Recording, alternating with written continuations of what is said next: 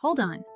One of the smartest minds in AI just called everything we've been promised slop. Meanwhile, Google just gave its AI eyes on the real world.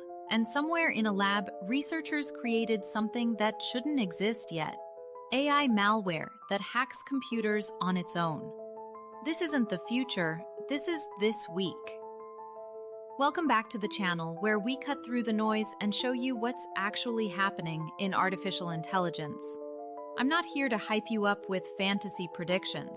I'm here to show you the receipts. Today, 3 stories that will make you question everything you thought you knew about where AI is headed. Let's dive in. So here's what happened. Andrej Karpathy, and if you don't know that name, you should. He's the guy who helped build AI at OpenAI and Tesla. He's not some random commentator, he's the real deal. And last week, on the Dwarkesh Patel podcast, he absolutely torched the entire year of the AI agent narrative. His exact words? Today's AI agents, they simply don't work. Their output? Slop. Not almost there. Not getting better. Slop. According to Karpathy, we're looking at a full decade before we get truly autonomous AI that can reason, remember, and plan the way everyone's been promising.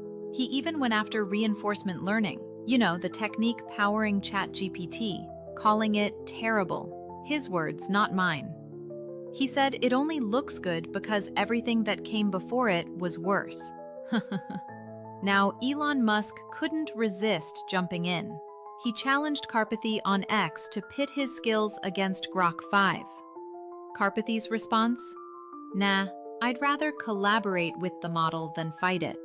And honestly, that's the entire point right there. When one of the people who built this technology says it's overhyped, that's not a diss. That's a warning. The gap between what we're sold and what actually works is still massive. But here's the twist. Even this slop that frustrates Karpathy, it's already changing how millions of people work every single day. So what does that say about where we're headed when it actually gets good?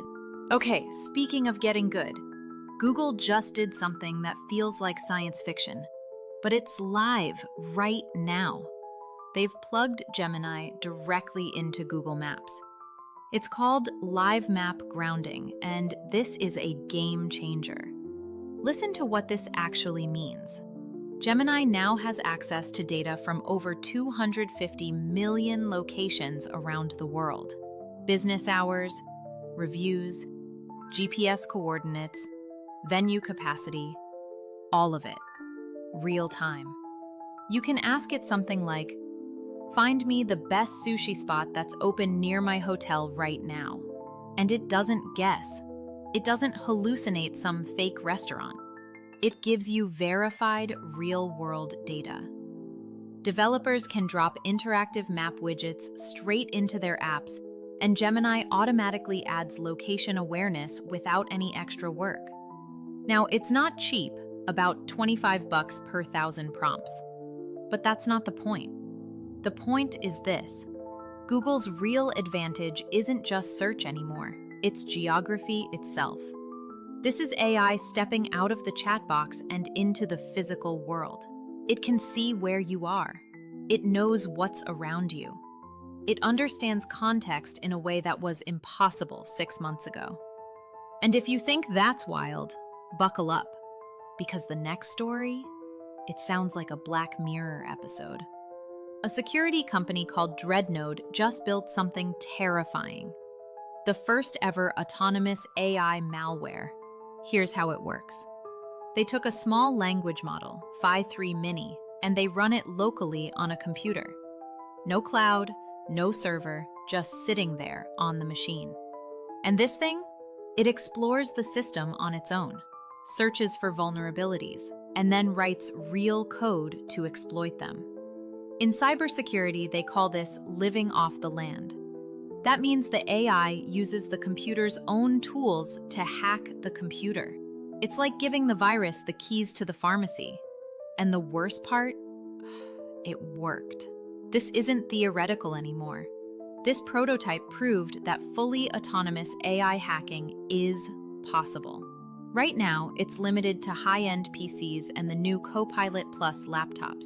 But researchers are already warning about something called cyber gray goo, self-replicating AI code that spreads on its own, uncontrollably. We're not there yet, but we just moved one very big step closer. So let's zoom out for a second.